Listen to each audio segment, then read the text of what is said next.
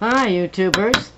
Well, I'm filling the pipe for one more salute on our tribute to life, and that is to that first car that we really liked.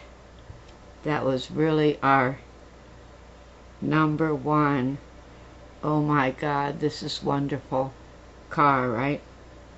I think everybody must have one, the favorite first. Or maybe it wasn't the first, maybe it was the third or fourth, I don't know. But the first car that my husband bought me was a miniature Jaguar, only it wasn't a Jaguar, it was an MG. A miniature, well, it looked like a Jaguar, only it was an MG, you know, four-door sedan. MG with four-part carburetor or four carburetor or whatever it was. Anyway, it never would stay in sync, and Hank Rod's father just hated it because he always had to mess with it, and I love that car. Man, you could cloverleaf the freeway. I mean, it would corner better than anything I'd ever had. I love that little car. And even though it was only a four-cylinder, I could beat people out at the light. I really thought I was hot shit in that car, I'll tell you. And LA knew I was around, boy. When I started driving school bus for Ruth, whatever her name was, up there at the Montessori School in Santa Monica in the 60s, I was driving my MG. And I'd park it in a parking lot and get into the school bus and do the school bus thing, and it was like going from dragging my ass on the ground to riding on a mountaintop, right? And then I come back from park the bus and go to get in my MG. Oh, I really did feel like I was on the ground. It was just quite a sensation to go between the two extremes and enjoy it. Oh, the 60s were great for enjoying oddball things for me. I don't know if it worked that way for you. I missed Woodstock, but I didn't miss the music, the drama, the strange behavior of Hollywood and its nearby. I mean, I didn't live too far away from there. So that was my first car that made a difference to me. That little, what was it, a 54 MG, I think it was. Shiny black, he chromed, oh, he shined all the chrome. And, oh, it was a beautiful little car.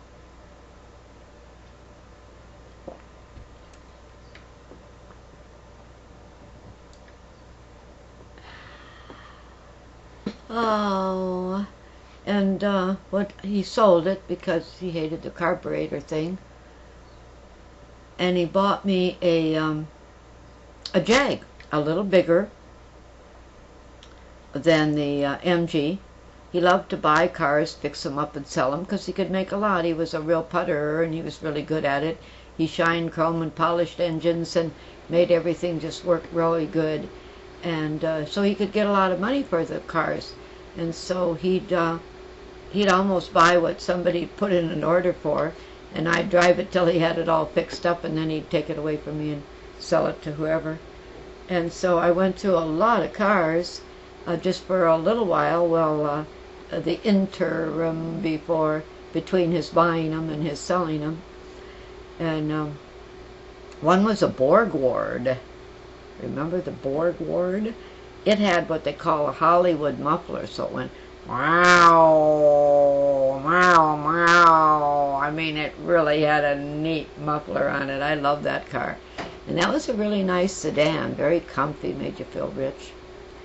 And then he bought a brand new Fairlane Ford, and he had a reverberator in the trunk that played these records. It held them down on the turntable in the glove compartment to where they wouldn't bounce on the road.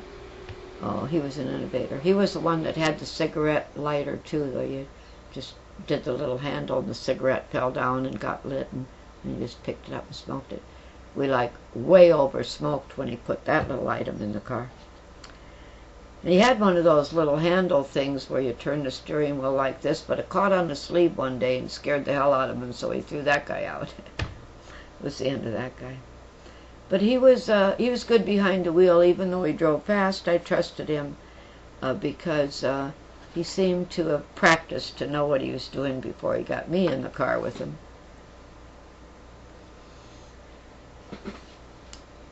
So the Jag had red leather seats and that beautiful teak dashboard. It was fantastic, but the Jag did not have power brakes, and it was a tank to turn after you stopped. Oh, and the MG was so neat. It was quite a. If I had my way, I'd have the MG today. You know what I mean? It was just such a neat car. But that kind of takes care of the best cars that gave me the freedom. I certainly did get my freedom with both the MG and the Jag, but the Jag had a brand new silver antique pewter paint job on it, thanks to Hank, and so every policeman was stopping me to see what the hell I was driving, because it was an old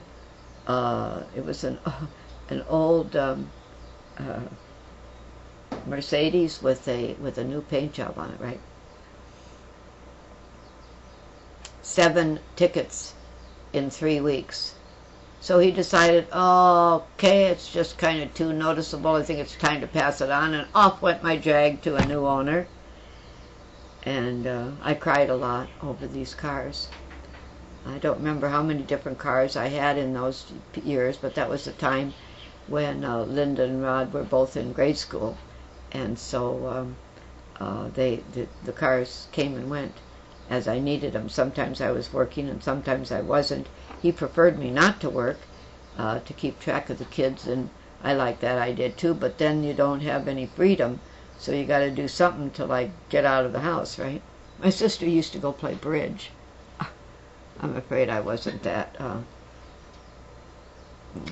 bourgeois, I think would be the good word. So here we are. We're done talking about the first cars, right? My first favorites were the MG and the Jag. I think they're still, of all the cars I've had, those are still my favorites.